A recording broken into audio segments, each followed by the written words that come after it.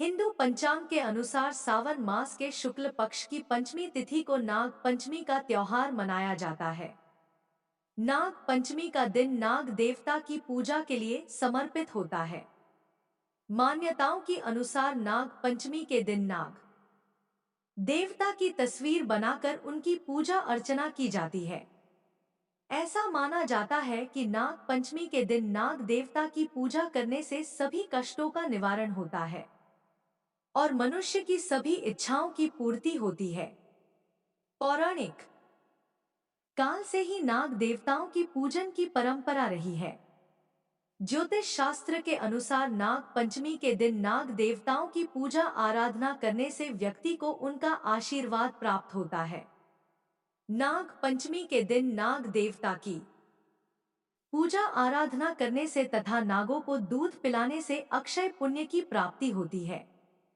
हिंदू धर्म के अनुसार सृष्टि के पालनहार भगवान श्री हरि विष्णु शेष नाग पर विराजमान है। दूसरी ओर भगवान शिव के गले में भी वासुकी नाग विराजमान है। वहीं नाग देवता भगवान शिव के प्रिय गणों में से एक माने जाते हैं। वहीं नाग पंचमी बनाने के पीछे एक पौराणिक कथा का उल्लेख होता है। आइए सुनते हैं नाग पंचमी की यह पौराणिक कथा। दोस्तों, स्वागत है आप सभी का हमारे चैनल पर। दोस्तों, आपको हमारी वीडियो पसंद आए तो एक लाइक शेयर कमेंट करें और चैनल को सब्सक्राइब करना ना भूलें। सुनते हैं नाग पंचमी की कथा।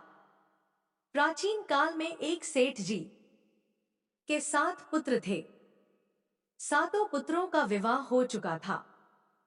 सेठ जी के सबसे छोटे बेटे की पत्नी बहुत ही सुशील और चरित्रवान विदुषी महिला थी, परंतु छोटी बहू का कोई भाई नहीं था। एक दिन बड़ी बहू ने घर लिपने के लिए पीली मिट्टी लाने के लिए सभी बहुओं से कहा।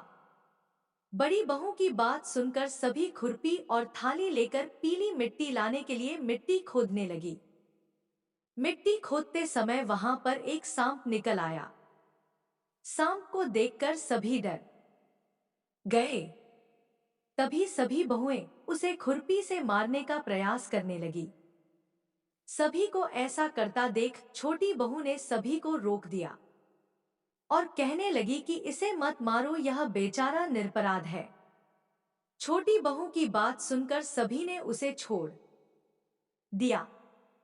सांप एक तरफ जाकर बैठ गया। तभी छोटी बहू ने उससे कहा, हम अभी तुम्हारे लिए दूध लेकर आते हैं, तुम यहीं बैठे रहना, यहां से कहीं मत जाना। और वह मिट्टी लेकर घर की ओर चली गई। घर जाकर सभी कामकाज में फंसकर वह सर्प से किया हुआ वादा भूल गई। दूसरे दिन जब उसे यह बात याद आई तो वह दूध लेकर उस स्थान पर गई। वहां देखा कि वह सांप अभी भी वहीं पर बैठा हुआ है।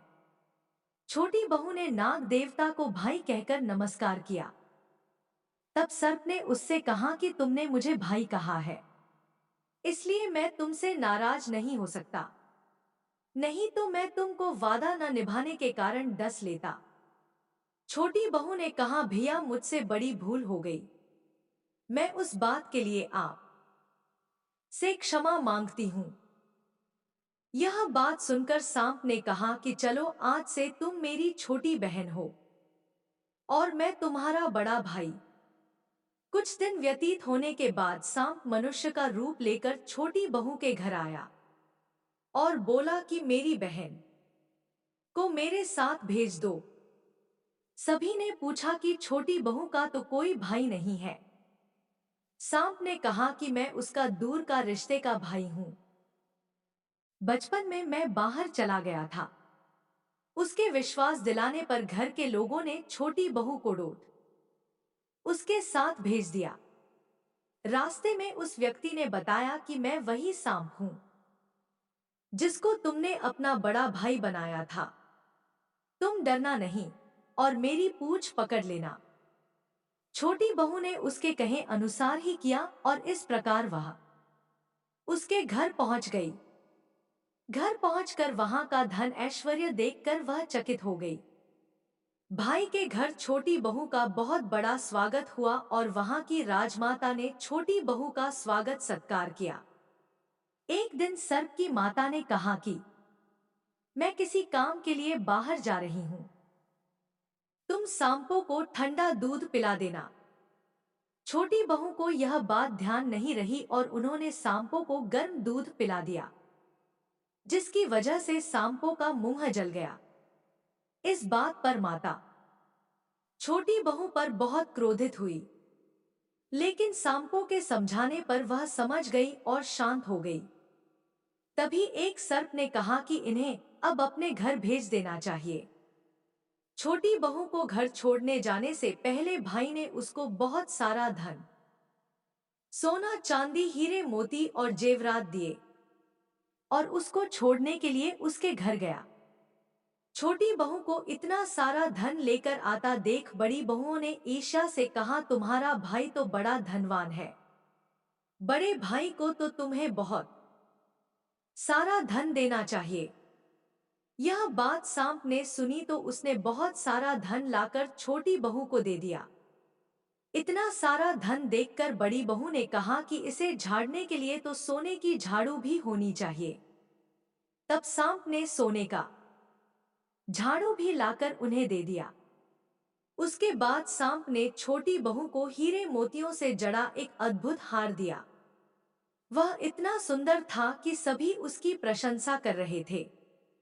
इस हीरे के हार की प्रशंसा के बारे में वहां की रानी ने भी सुना। रानी ने राजा से कहा कि वह हार मुझे चाहिए। राजा ने सेठ जी को बुलाकर उसकी बहू से हार लाने के लिए कहा। सेठ जी ने हार छोटी बहू से मांगकर रानी को दे दिया। रानी ने जैसे ही हार को पहना वह सांप बन गया। यह देखकर रानी बहुत डर गई। उसने तुरंत उस सेठ और उसकी छोटी बहू को बुलवाया। छोटी बहू ने बताया कि यह हार ऐसा ही है, अगर इसे कोई और पहनेगा तो वह सांप में बदल जाएगा। वह मेरे ही गले में हीरे का रहता है। रानी और राजा को छोटी बहू की बात पर विश्वास नहीं हुआ, परंतु जैसे ही छोटी बहू ने हार को अपने गले में पहना वह फिर से हीरे का बन गया।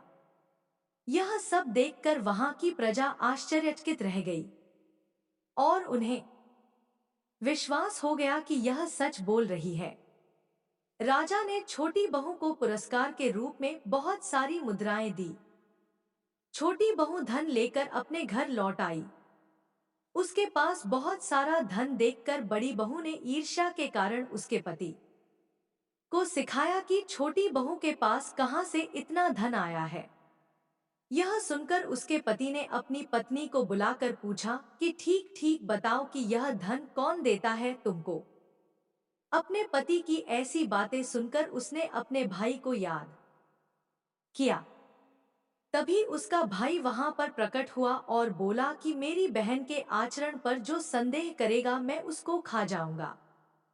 सांप की ऐसी बातें सुनकर छोटी बहू के पति को बड़ी प्रसन्नता हुई और उसने सांप का बहुत ही स्वागत सत्कार किया और उनकी पूजा आराधना करी। मान्यता है कि तभी से नाग पंचमी का यह त्योहार मनाया जाने लगा और सभी स्त्रियां सांप को अपना भाई मानकर उनकी पूजा करती हैं।